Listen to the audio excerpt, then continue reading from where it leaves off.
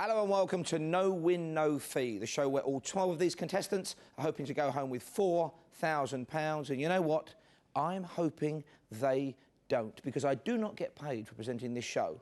If one of these people takes the money, then I go home with absolutely nothing. Zero.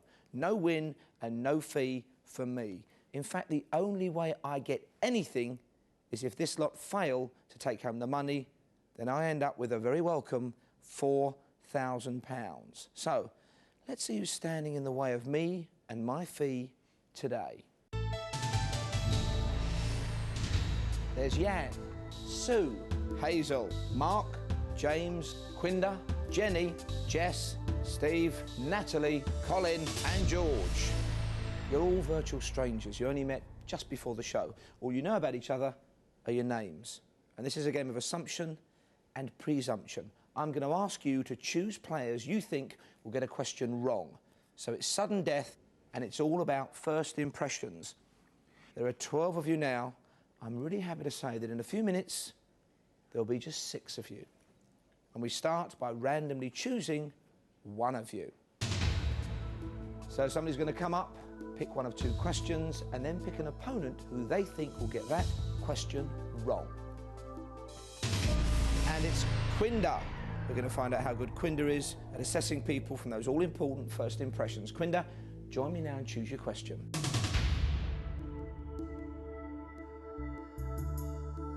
Are you a bit of a people watcher, Quinder, would you say? I am, definitely. Nosy Parker? I am. Just good at reading people. Or she could be bluffing. You need to choose a question. Which one do you want to put to somebody here, top or bottom? You might want to think which one you know the answer to, but then discount that, because it's not about what you know, it's about what you think other people know. Bottom. The bottom question. Is that because you don't know the answer? I'm not telling you. Quite right too. They're going to hear the question now. They might pick up information useful for later on in the show. What type of weapon is a glaive? Take a look round. Natalie's staring at you very fixedly. It could be a bluff. George seems to be lost in space. James is very smiley, but that could be a bluff. Let's go for C. So, Quinder thinks you're going to get this question wrong, Sue. Why don't you try and prove her wrong? Join us now and face your question.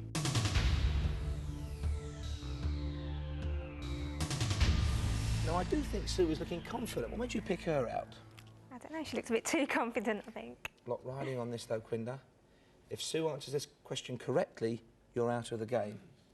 Feeling confident, Sue? Maybe. Very difficult to read, Quinder. Have you made the right choice? Don't know. Here's the question. Take as long as you like. What type of weapon is a glaive? Do you think she's bluffing? I think she could maybe answer this straight away. Do you want to give her any clues? Happy with your choice still? Not sure. Not sure. Awful lot of money at stake, Sue. Get this right, you're through to the next round, you're closer to £4,000. What type of weapon is a glaive? A sword. A glaive is a sword, so you are right.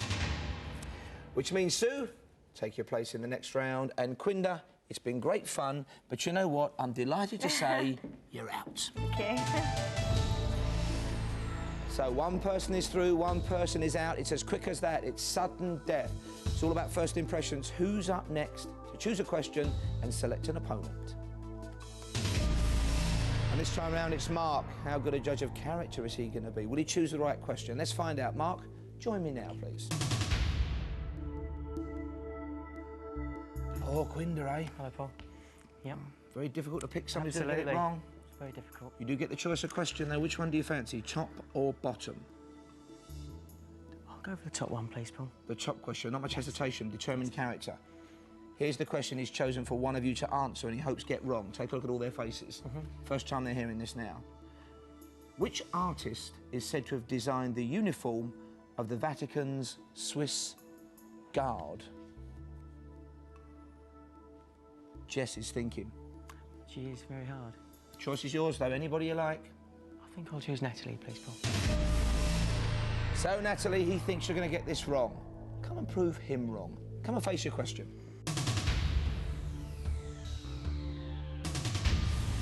Okay, now, Quinder chose a woman to answer, and Quinder's out. Why have you gone for Natalie? Natalie's eyes were rolling a little bit around the studio, so... She may have been thinking that's such an easy question, everyone must know it. Quite possibly.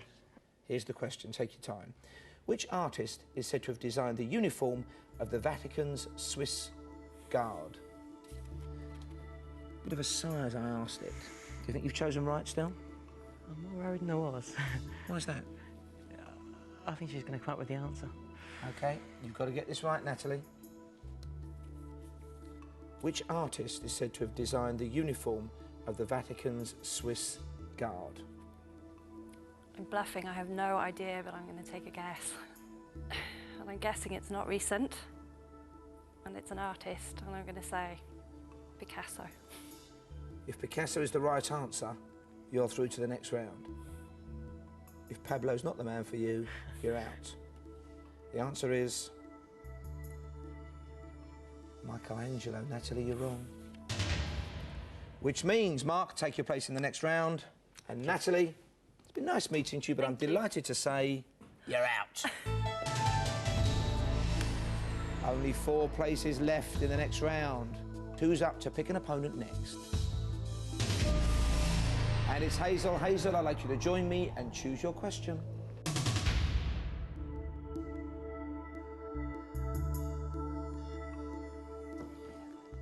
Hello, Hazel. You get a choice of 2 questions, top or bottom. Now, which one do you think somebody here is going to get wrong? Very different areas of general knowledge, aren't they? Yes, yes. So which one's going to be tough for this motley crew? I think I'll try that one, please. It's the bottom question Hazel's going for. Thank you, Hazel. And here it comes. It's from the world of literature. For Whom the Bell Tolls by Ernest Hemingway was set during which war? A lot of thoughtful faces for you, Hazel. Steve is looking a bit puzzled, but he might be overacting, he might be bluffing. So, Hazel, who's it going to be? Colin, I hope. Colin. She thinks, no, she hopes you're going to get this wrong. Join us and try and prove Hazel wrong. Colin's about to face his question. He looks like a nice, clean-cut lad. Why'd you pick him? Well, it could be my toy boy. As a booby prize, you mean, Hazel? Only joking, Colin. Right, you've got to get this right to stay in the game. If you do get it right, it's goodbye, Hazel. You may get my £4,000. OK. Here we go. For Whom the Bell Tolls by Ernest Hemingway was set during which war? I think it might be the Spanish Civil War. Is that the answer you want me to take? Yes. Because if you're right, you stay in. If you're wrong, you're out. You still pleased you chose him, Hazel? Well, I hope so. Yeah. Because you thought you might know the answer to this. Yeah. For Whom the Bell Tolls was set during the Spanish Civil War. Colin, you're right. Which means you booked your place in the next round. Well done, Colin. And Hazel, commiserations. Lovely meeting you. Bye. Push off, you're out. Once again, we need somebody to come up and pick an opponent after they've chosen a question they think somebody else is going to get wrong. It's going to be Steve. Has he been paying attention? Has he been clocking the other contestants? Steve, join us now and choose your question. Sudden death, very tense out here, isn't it? It's very tense. Not for me in this round. I lose half of you. I'm delighted. I'm much closer to my money. What would you do with £4 grand? Well, my daughter's learning to drive, so I might buy her a new car. OK. You need to choose a question. Top or bottom? Which one is somebody here going to find impossible to answer? Even difficult to answer? I think the bottom question. We're going for the bottom question. Steve, if the person you choose gets this right, you're out. Here it is. Watch their reactions. Which sauce is made by adding chopped capers and gherkins to mayonnaise? What are you thinking? Have you narrowed it down at all? I'll go for George, please. George, you need to get this one right to stay in the game. Join us now and face your question. So why did you plump for the big fella in the kilt? I think women would know more about cookery. And George doesn't look like someone who cooks. Here's the question. Think about it, then give us an answer. You've got to get it right to stay in the game. Which sauce is made by adding chopped capers and gherkins to mayonnaise? What's going through your mind, George? Have you narrowed it down to a little field of options? Possible shortlist? Yes, the option is to get out and get to a pub and have a drink. Well, if you get this wrong, you can head straight for the boozer of your choice. Which sauce is made by adding chopped capers and gherkins to mayonnaise? I'll invent one. Succinto. Because I have no idea, I'm sorry, Paul. Succinto sauce. That is an invention of mine. The answer is tartar sauce. George, you're wrong. But I think you knew that. So, Steve, you're through to the next round, mate. Thank you. And, George, it's been great fun. And it's with, I have to say, for the first time this series, a little bit of sadness. I say, you're out. So, 2 places left in the final round. The choice of somebody who comes up is narrowing. Who's going to be up next to pick a question? And it's Jess. Jess, join me now and choose your question.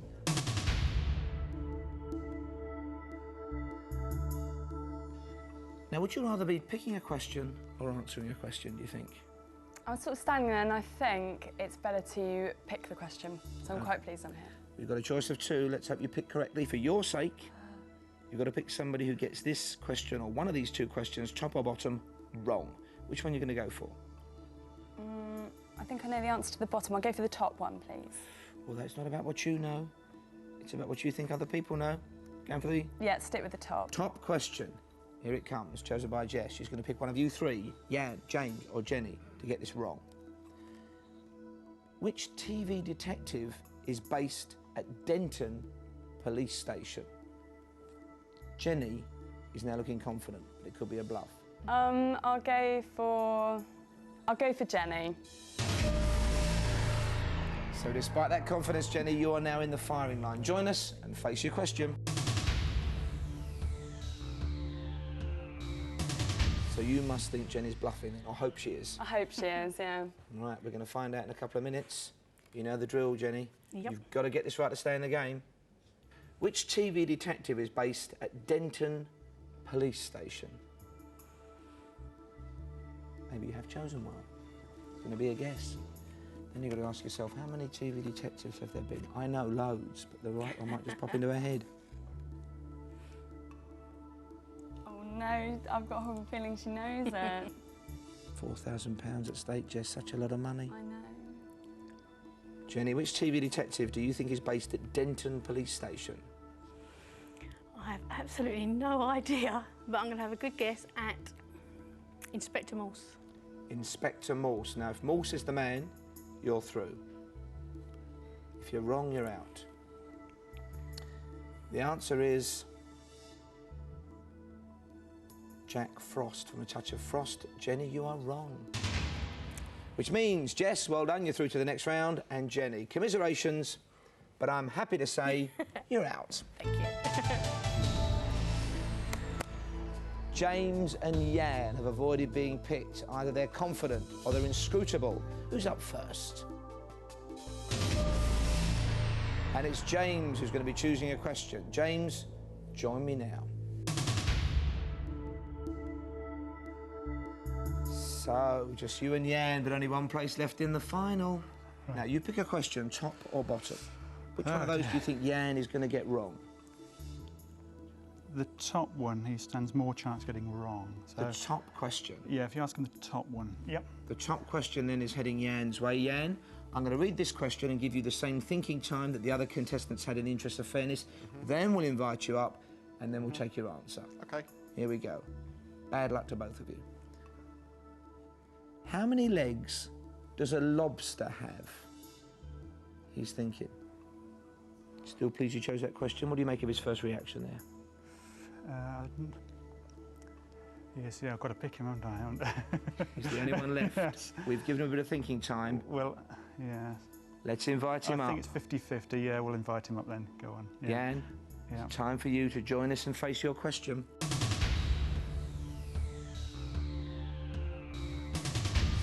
So, why did you choose that question, James? Well, the other one, I think with the name Jan, he's got some sort of foreign background to him. And the other one was on currency, wasn't it? You know, Involved kind of travel, possibly travel, currency, yeah, so you probably would have known that. How are you feeling, Jan?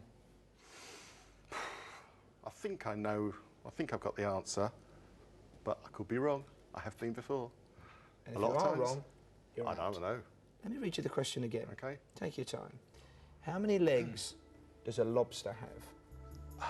I think it's 10. Well, if a lobster does have 10 legs, you're through to the next round with the last place. If you're wrong, James goes through. In fact, a lobster does have 10 legs. You're right. Which means, Jan, you've got the last place in the final round.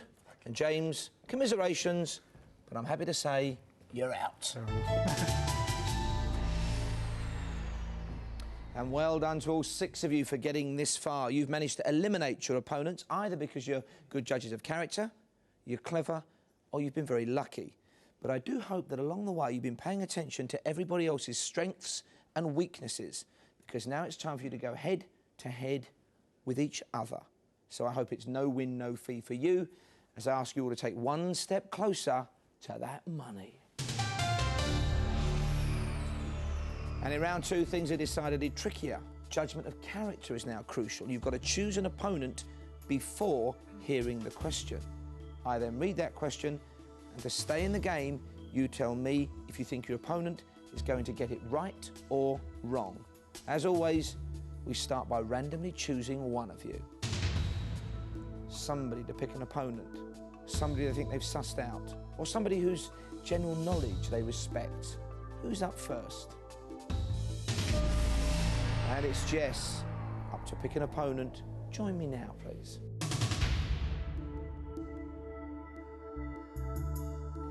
You were a bit nervous judging people by their character last time. You've got to do more judging now without hearing the question. Who do you think you can see through? Who can you suss out? Who have you got the measure of, do you reckon? I'll go for Colin, please. So, Colin, you answered successfully in the first round. I wonder if you can do it again. Join us now and face your question.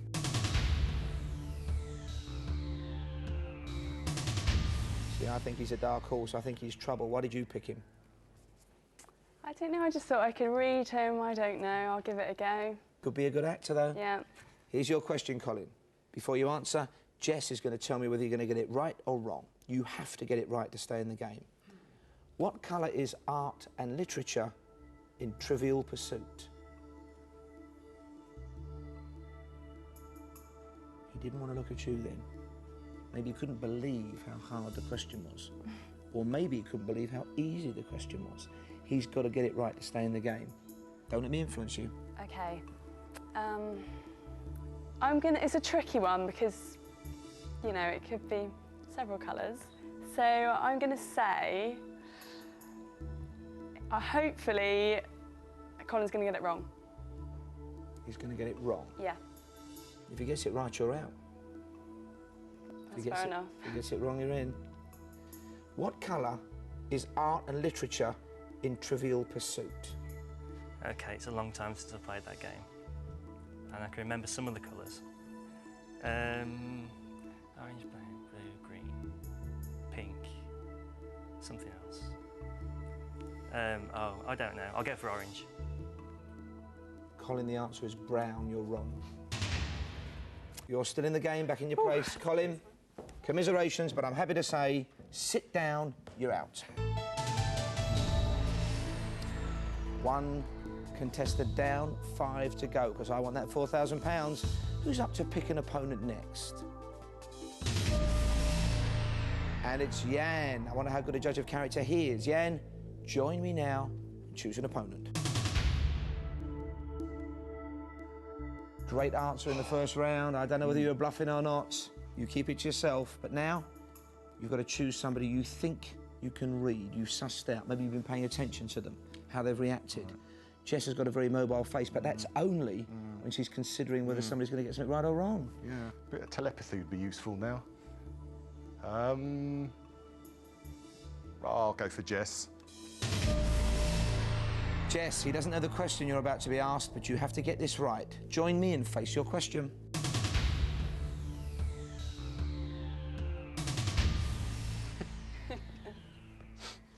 Is that the laugh of somebody who's a bit unhappy, who's made the wrong choice, yeah? And why did you pick Jess? I don't know. I think, as you say, she's got a mobile face. I think I can read her, but I'm not sure. Looking a bit inscrutable now, look. Here we go. This is your question, Jess. You've got to get it right to stay in the game. What metal is an alloy of copper and tin? She's not as mobile-faced now, is she, Jan? I think she's going to get this right. She's overacting. She knows it. She knows the answer.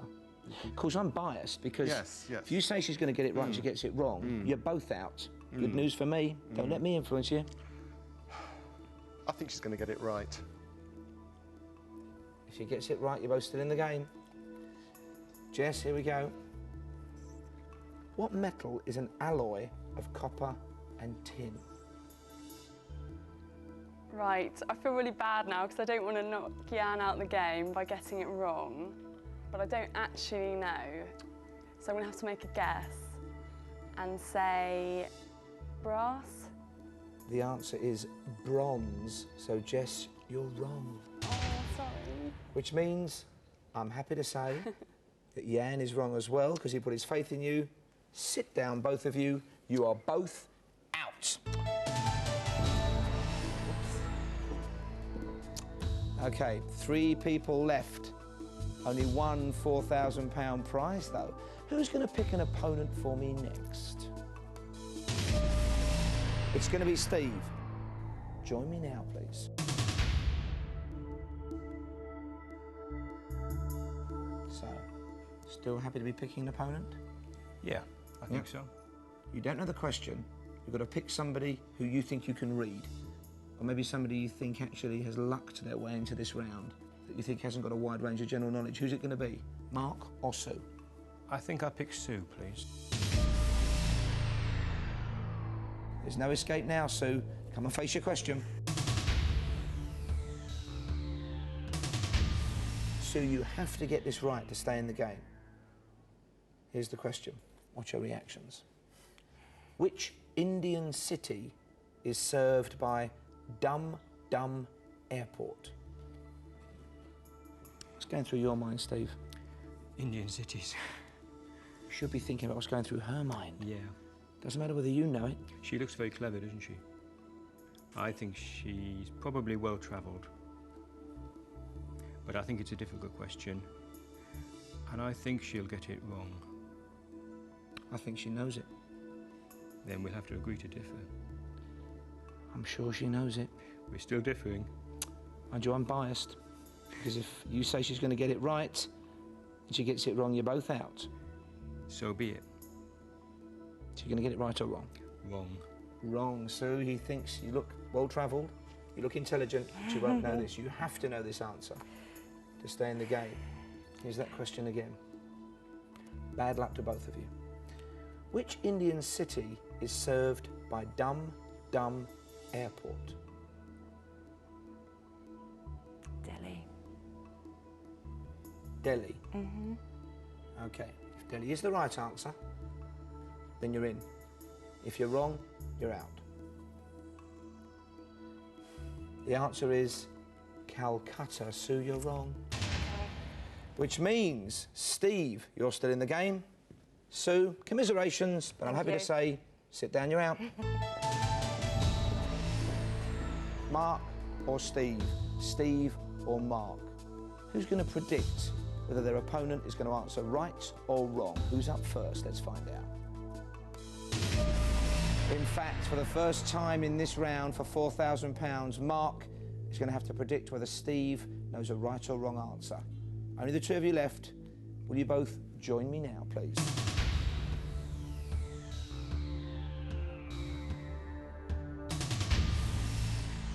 Now, one of us three is going to win £4,000. Here's the question. In what country was Albert Einstein born?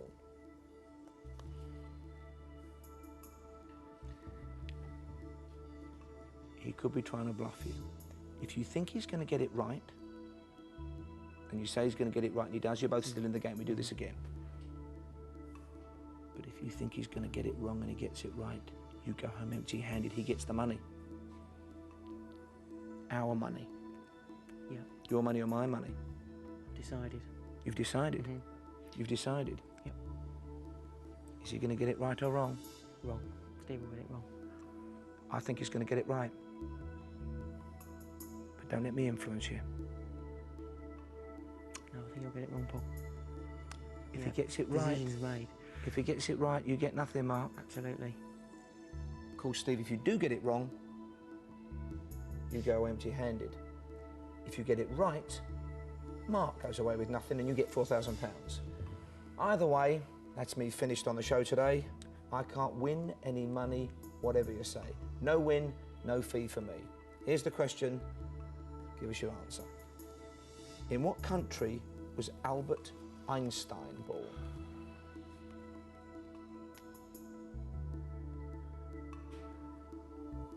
Austria. Albert Einstein was born in Bavaria, which is in Germany. Steve, you are wrong. Which means, Steve, commiserations, I have to say, sit down, you are out. And Mark, you've just won £4,000. Thank you. A lot of money for a lot of tension, a lot of pressure. Where's the money going? Family holiday. Fantastic America. holiday. Send us a postcard, because that's all I'm getting out of the show today. I've earned absolutely nothing. Join us again the next time on No Win, No Fee to see who's the big winner. Thanks for watching. Bye for now.